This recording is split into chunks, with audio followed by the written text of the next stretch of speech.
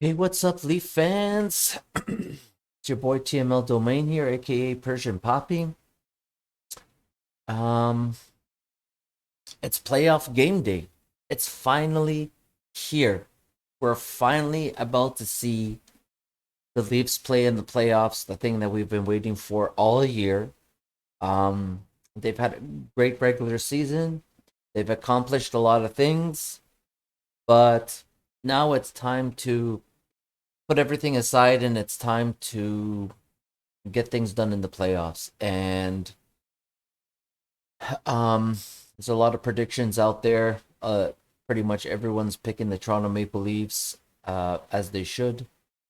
Um, you know, I'm done being shy and cautious and optimistic and saying well anything's technically possible. And no, there's no way the Leafs should lose this series. I don't think it's going to be a very long series. 6 games maximum. I have the Leafs in six. Talk about my playoff brackets. But yeah, it's um it's finally here. I've been watching a lot of playoff games, and based on those playoff games, I've seen that the intensity is picked up for everybody. Florida's hitting a lot, Tampa's hitting a lot. Minnesota, Colorado, you name it, everybody is throwing hits around way more than they do in the regular season. And that's playoff hockey. You have to be ready. You have to be ready to be intense. You have to be ready to be physical, and you got to be able to take some punishment. And the narrative is the Montreal Canadiens are going to be so physical on the Toronto Maple Leafs.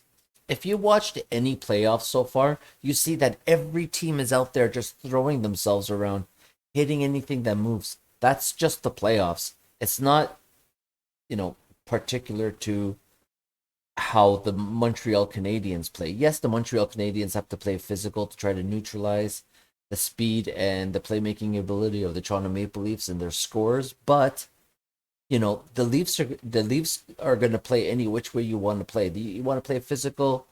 You got Hyman on the top line. You got Foligno on the second line. You got Riley Nash and Mikheyev on the third line, and on the fourth line you have Simmons. Uh, you know they have TJ Brody on the top pairing. They have Muzzin and Hull on the second pairing, and they have Bogosian on the third pairing. So every line, every defense pairing for the Leafs has a guy that's bigger than 6 feet and weighs more than 200 pounds. We can play any which way you want to play it. The Leafs are not gonna get dominated by the small Montreal Canadiens. Come on now, let's be serious. Yeah, they're gonna run around and they're gonna try to be pesky and they're gonna hit and stuff. But the biggest the biggest line the Montreal Canadiens could throw out there is this Corey Perry, Eric Stahl, um, Josh Anderson line. You know that averages like six. The average height is like 6'1", 200 and whatever pounds. Four of the Leafs' top six wingers are bigger than that. So it's not that they can't dish out the hits. It's gonna be it's gonna be one of those things where it's actually funny. I'm watching Edmonton play the Winnipeg Jets, and the Edmonton Oilers finished the season the better team, and they beat Winnipeg 6 straight games or something like that in the regular season. And then last night comes out, Edmonton comes out flat, no energy, no intensity, no nothing. If I was an Edmonton Oilers fan, I'd be embarrassed today to be an Edmonton Oilers fan, to be honest with you. The Winnipeg Jets did their job. They went out there, they played hard, they shut down McDavid, and guess what? You shut down McDavid, you're gonna win the game. And they won 4-1. Hellebuck was good. Hellebuck wasn't the sole reason why they won. I don't think it didn't look like to me like Hellebuck had a crazy difficult night. Um, It was just one of those games where there was no intensity.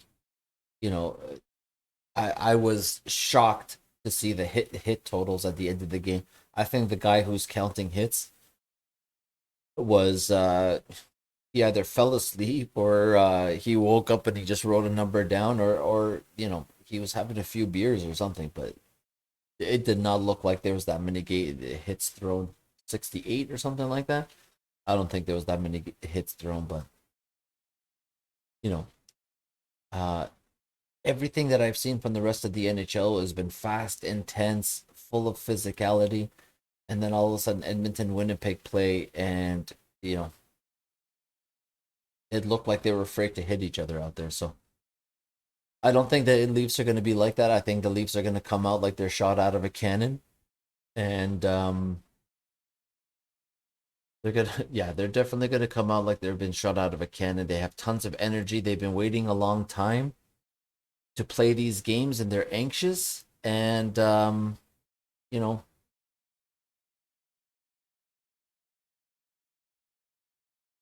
it's let me pull up brackets here one.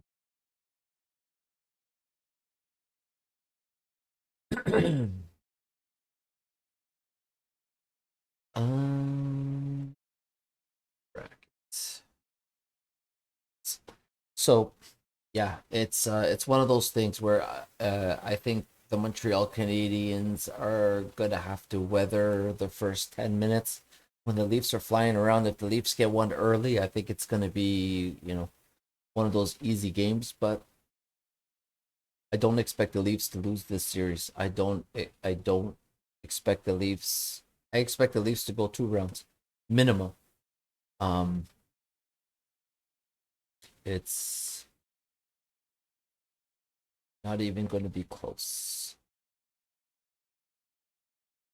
Yeah. So in general, based on the lines that are out there, one of the things that I love is that Sheldon Keefe, being the smart coach that he is, and my respect for him just went through the roof because I see that Sandin is playing with Bogosian. That is a very smart move. That is a guy who's paying attention. The coach is paying attention, and Travis Dermott or whoever else, Ben Hutton, I don't care who your name is. Sandin deserves to play. Bogosian's physical. Sandin can move the puck. Sandin can dish it out a little bit himself. And I think that is going to be an X factor pairing, considering now that Sandin is quarterbacking the number one power play, and Riley's been moved to number two. Power play is going to come alive. And, unfortunately, it's not because of Mitch Marner making plays, which you hope he does on the power play, but he hasn't for a very long time. And it's very disappointing that the Leafs power play sucks. And, the guy they're paying $11 million to be the playmaker on the power play can make a play in some of the most clutch moments. So right here comes Rasmus Sandin to take the pressure off of the $11 million playmaker Mitch Marner. I really hope he steps it up this playoffs. He hasn't been good the last two playoffs.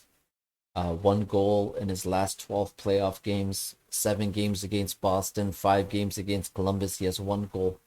That's not acceptable. He's got to be much, much better. He's got to be much, much better. No joke.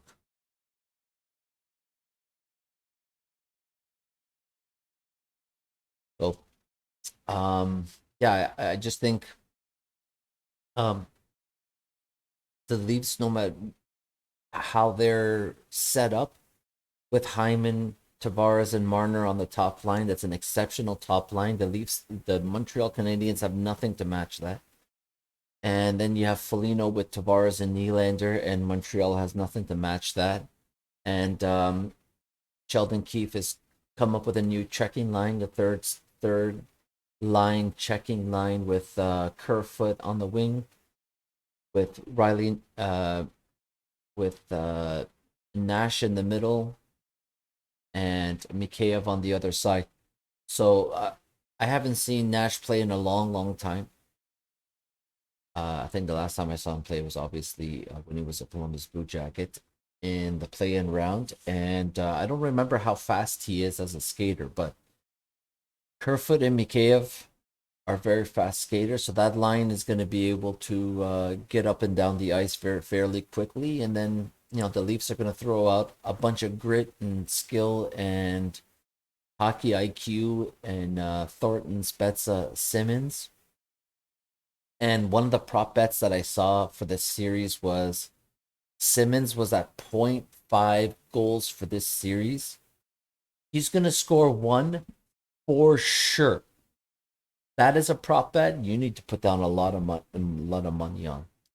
Spezza's that fourth line is going to score on the Montreal Canadiens.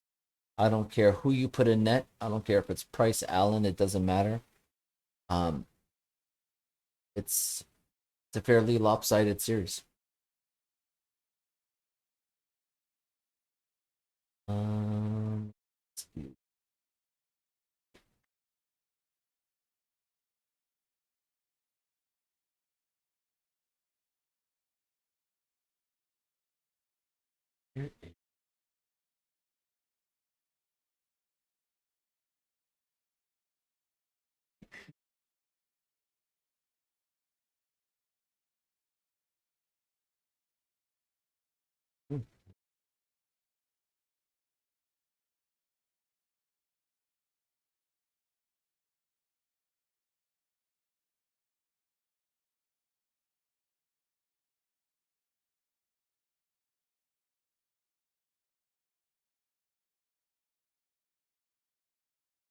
There we go. There we go. Got it there.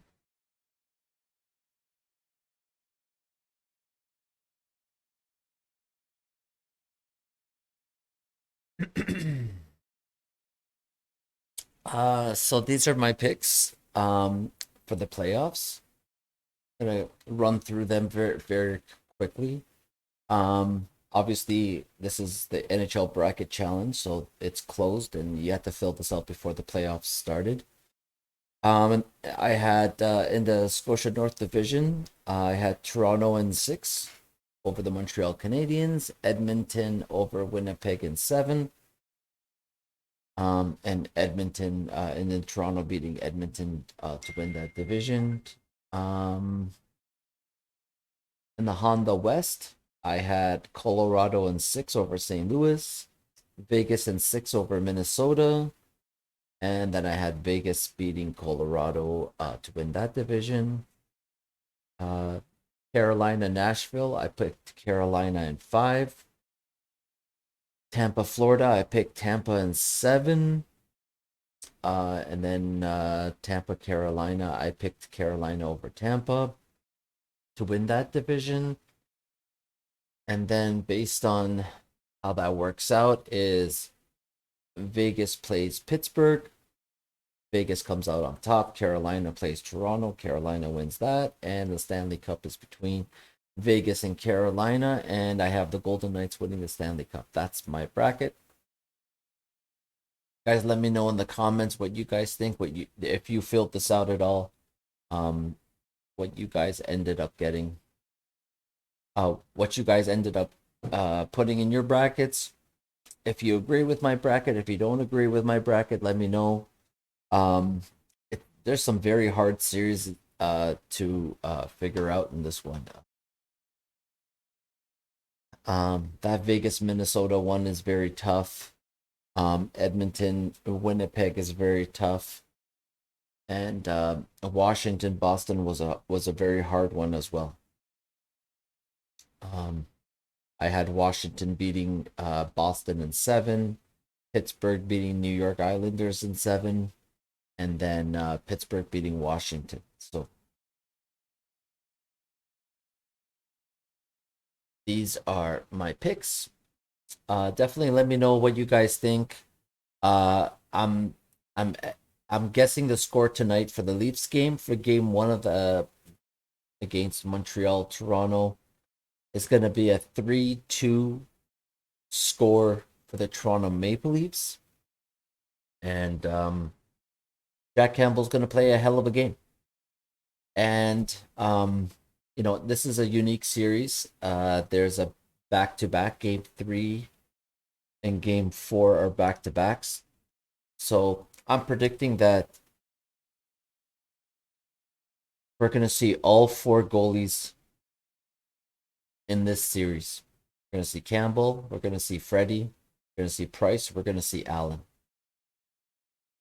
That's what I predict. Whether the Leafs are up 3-0 and they put in Freddie for the 4th game, or they're up 2-0 and they put Freddie for the 3rd game. I think Freddie definitely has more than enough capabilities to win and get the Leafs a win in the playoffs. And 6 games max. Let me know what you guys think. Put your scores in the bottom. Tell me what you think the score is going to be for game 1. And, who's going to score the first goal for the Toronto Maple Leafs in the playoffs, and who's going to score the game winner.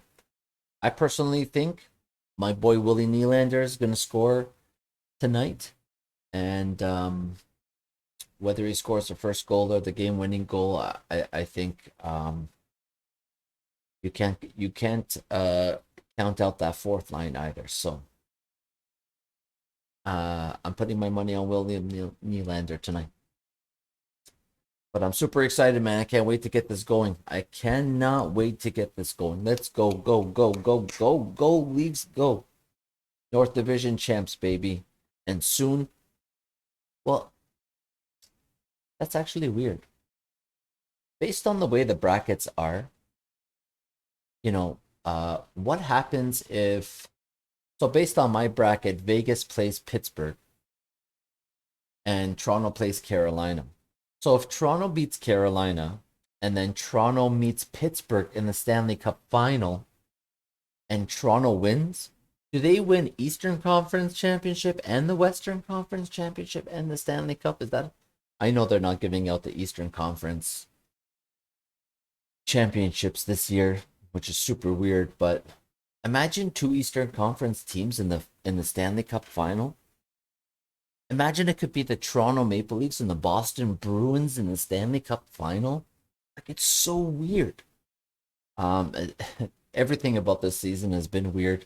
You guys let me know what you guys think in the comments about this, possibility of 2 Western teams or 2 Eastern teams. Meeting in the playoffs like that. It's so weird. But yeah. Go Leafs, go. Lots of positive thoughts. No negative thoughts. The Leafs are going to crush it. They're going to go through the Montreal Canadiens like a hot knife through butter, my friends. Enjoy the game tonight, and we'll see you after game 1. Take care.